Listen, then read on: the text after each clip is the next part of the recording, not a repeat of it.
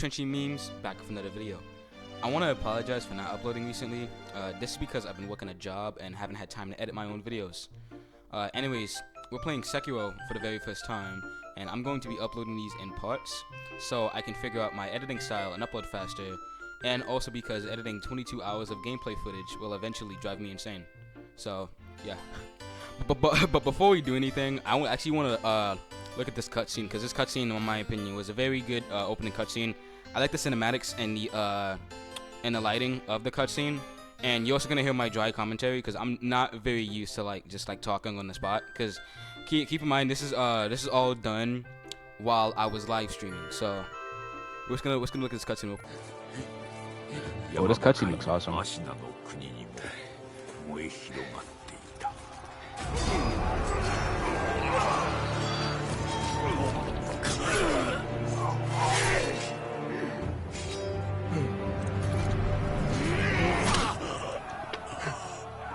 Yeah, you can tell that guy is not a samurai. Pretty sure when you're a samurai, you don't you don't kill people that are unarmed. Oh, that's the guys I saw from the TikToks or something. I don't know. He has a similar helmet. Yo, you gotta give props to the samurai because he's fighting a big ass dude with like a spear, with only like a katana.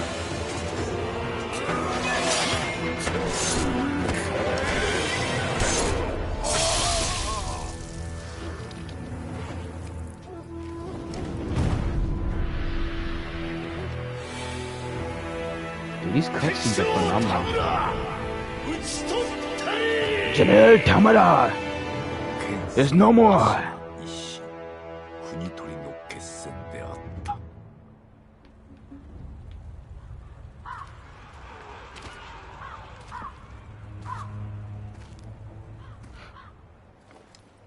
Is that a Viking? What is that?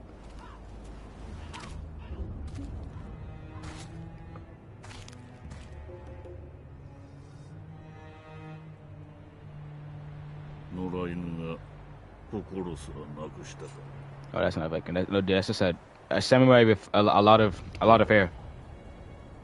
共に来るか、飢えた狼。そして戦場で拾われた狼は修行の末熟達の忍びとなった。You know, I forgot what a shinobi is, to be honest with you. 親の次に大事なもの、お前の心に刻むがよい。あれが今日からお前の主だ。命を賭して守る。たとえ奪われるとも必ず取り戻すのだ。よいな、狼よ。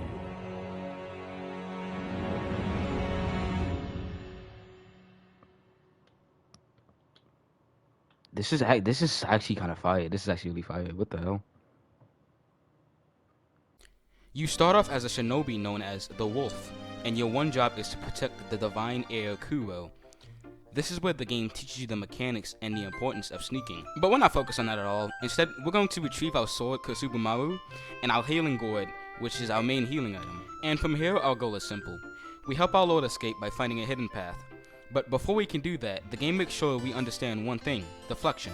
And honestly, this is something I already know how to do. Compared to the likes of P, Sekiro's deflect window is noticeably more forgiving, which actually makes learning the system a lot easier early on. After we take out all the weak enemies, we go up against an enemy with a bigger health bar, and we learn something called a counter slash. A counter slash is what happens when you turn defense directly into offense. In Sekiro, after you successfully deflect an enemy's attack, the game creates a small opening. If you attack immediately during that opening, Sekiro performs a fast, retaliatory strike that's a counter slash. Gameplay wise, it does three things. It keeps pressure on an enemy, it builds partial damage quickly, and it prevents enemies from resetting their attack with them. This is why Sekiro rewards aggression. You're not meant to deflect and back away, you're meant to deflect and strike back instantly. A counter slash isn't a special move you unlock, it's a natural response the game expects from you once you understand the flow of combat. which is deflect, strike back, and repeat. This loop is the core of Sekiro's combat, which honestly is a really satisfying gameplay loop. You deflect, you counter slash, you stay aggressive, and instead of backing away like in other Souls-like, Sekiro actively rewards you for sending your ground. The more confident you are, the faster the fight ends, and this is where Sekiro really separates itself.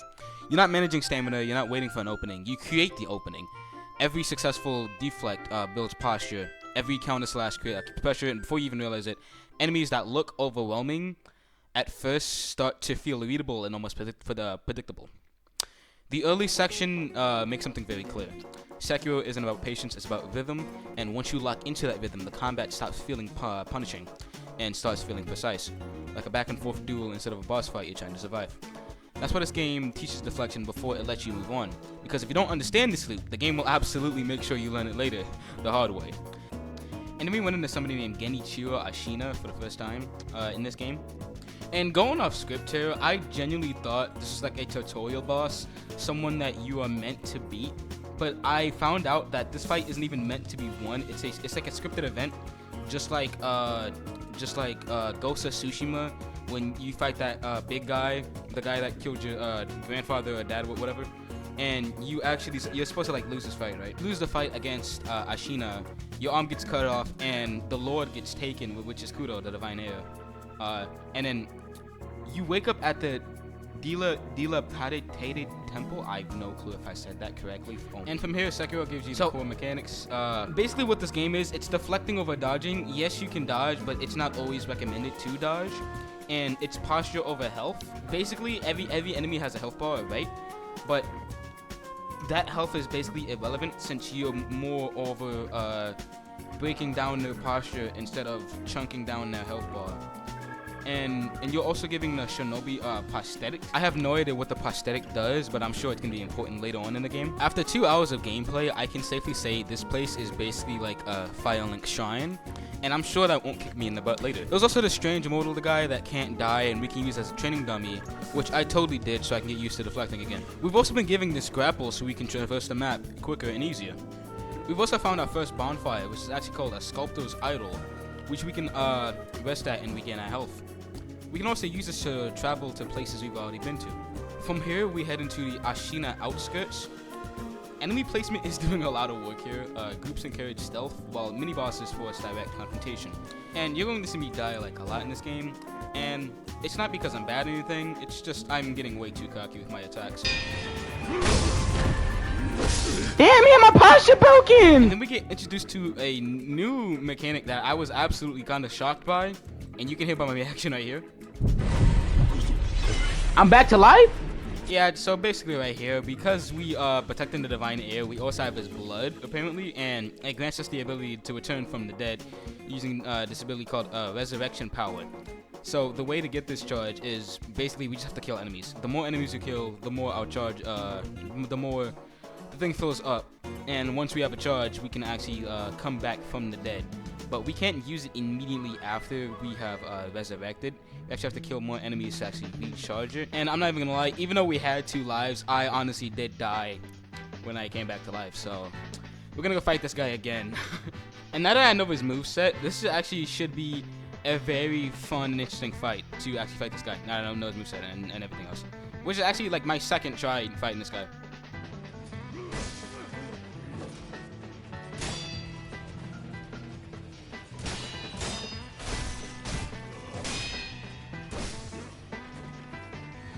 Yo, it's the fact how fast he attacks with that big ass sword of his, bro. Like, that sword is way too damn big for you, bro. Come on. Yeah, look at that.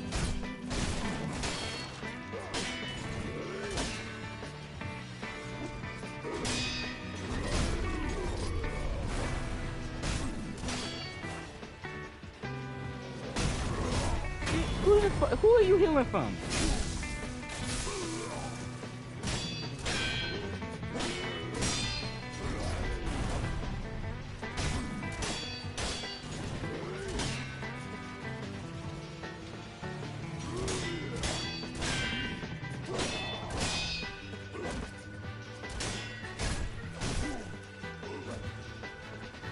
Alright, so I like how this game, like, the enemies aren't determined by health bars, they're determined by like posture breaks.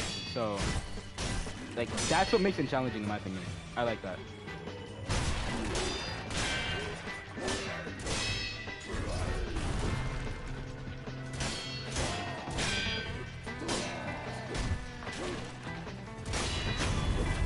Alright, that is actually pretty interesting. Alright. And from here we face something where we are gonna die constantly if we don't get past this person. What the hell? Who are you? Chained ogre? They got ogres in here? Oh my god!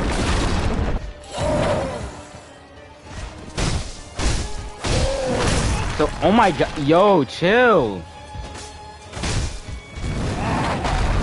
Look at this fucking. Where are you going? Oh my god!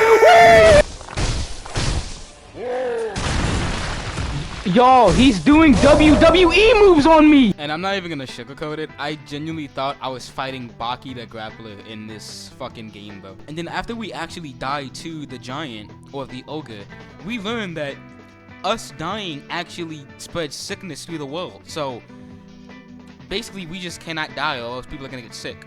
And the amount of times we actually died to the ogre is pretty ridiculous, to say the least. Like, I can probably say this boss fight alone took up like half the stream. And it wasn't even a boss fight, it was a mini boss fight. Alright, now I'm gonna play the rest of the clip where I actually defeated the ogre. Oh, he does have a health bar. Oh, dude, oh, it's at the top left. Okay, I was not paying attention to that.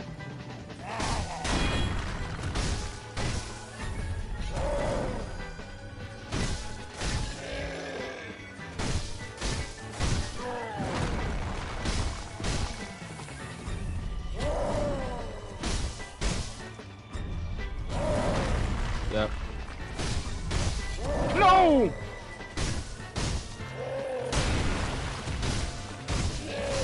Let's go. Let's go. Let's go. Get out of here.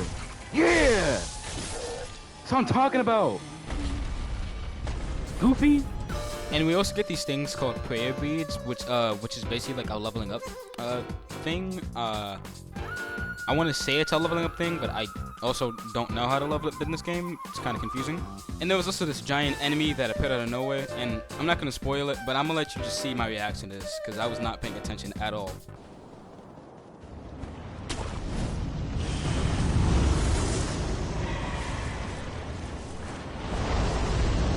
What the fuck?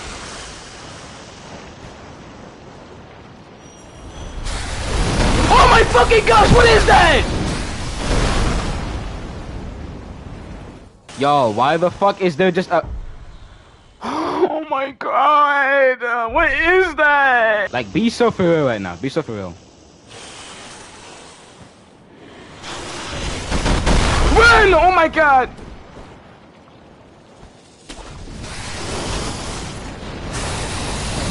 Woo! Woo! Oh my dude, he's killing me! Okay, I'm not even gonna lie. This is the part that actually took up half the stream. It wasn't the ogre. It was the fact that I couldn't get past this giant snake.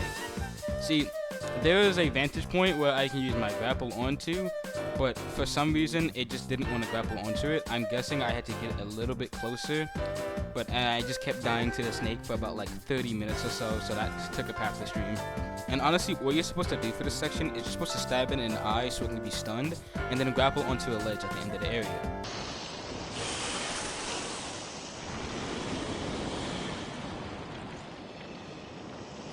I can. Okay.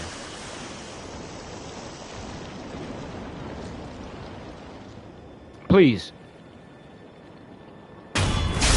Let's go. Oh my. Woo! Woo!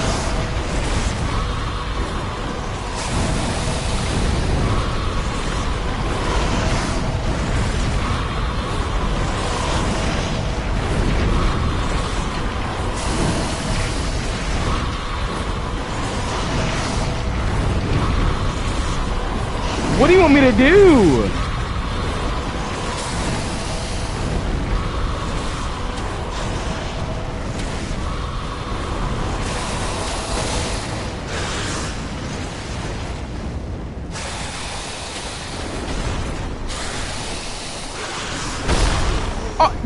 Alright.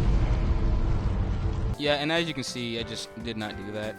It took me about a good 2 or 3 stabs in to actually get onto the ledge, and I figured out I actually had to be extremely close to the ledge, I'm pretty sure. So that was something. Alright, so after surviving the outskirts and getting past some of the smaller threats, we went into our first major boss, Gyoubu Masataka Oniwa. I think I pronounced that right. I don't. This is the fight that really shifts the pacing. Up until now, combat has been tense and measured, but Gyoubu forces you to engage on a much larger scale. He's on a horseback wielding that massive spear, and the arena is wide open, which immediately changes how you think about movement and spacing. Mechanically, Gyoubu isn't about overwhelming you with complex attacks, it's about timing, positioning, and patience. His spear swings are slow but reach far, so rolling recklessly is punished. There's also a rhythm to the fight that's very satisfying. Gyoubu alternates between slow overhead strikes, thrusts, and wide sweeps, giving you windows to engage without breaking the combat loop you've been learning. It's not chaotic, it's structured, and it rewards focus and timing. But honestly, enough of me yapping. I'm sure everybody wants to see the raw clip of me fighting this dude in the first place, so I'm just let the clip play by itself, and I'll see you guys after the boss fight is ended.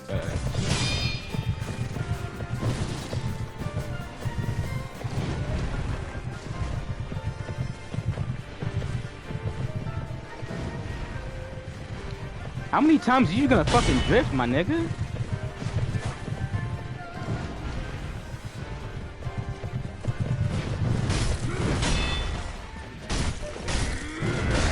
Yo, I ain't never seen anybody drift on a fucking horse.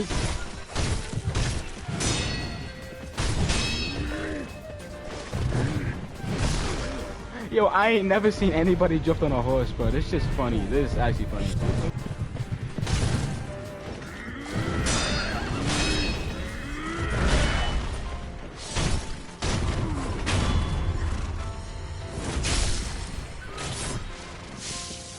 Alright, one more time.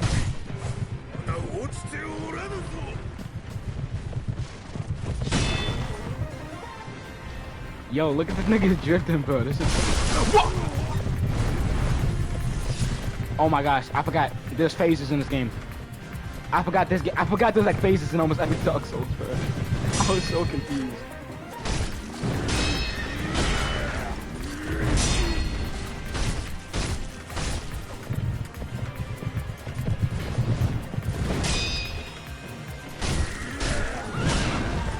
Damn.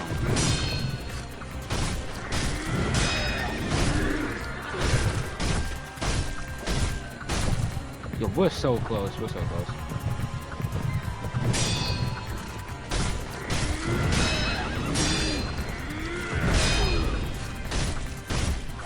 And just like that, boss defeated!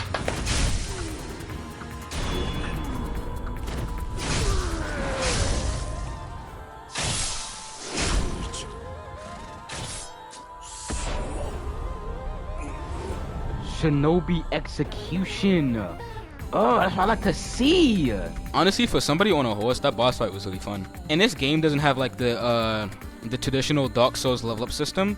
How this game works is that you actually level up. I think you level up every single boss you come across, if I'm not mistaken. I have to play the game more often to actually know how the level up system works. But from here, we get the memory of the boss we just defeated, and we can actually go back to the whatchamacallit to actually increase our attack power, so we can do more damage. We also get upgrades to our prosthetics, and we can also come back later and fight the same boss again. This is actually something I wish Liza P does, but unfortunately it does not. But don't quote me on that because I did not play the DLC yet, so I have to play the DLC. If it's in the DLC, then that would be more exciting. But if it's not in the DLC, then I don't know. We also discover our first NPC, which is the Tengu of Ashina. And what this guy is gonna ask you to do, he will ask you to kill some rats, which are actually assassins, and he will give you the rats' descriptions. But we probably won't be focused on that too much, but we'll definitely come back to this one later. And that was part 1 of the series, so I'm actually loving this game so far. It's like the deflection system, it's like my favorite mechanic. Like if there's a deflection system in any game, I'm going to fall in love with it immediately. It is the most satisfying thing to hit. every single time you're going against somebody, instead of like dodging. Dodging is also fun, but it's not as satisfying as hearing that metal clink sound or whatever sound the deflection makes whenever you deflect. And it's not as satisfying as like hitting a button and then like you're taking no, like it just has some type of feeling to it. Like it's like a dopamine hit. Like I don't know how to describe it, but it just feels like that. But anyways, hope you guys enjoyed this part 1, and I'll see you guys in the next video. It's probably gonna be longer than this one, who knows.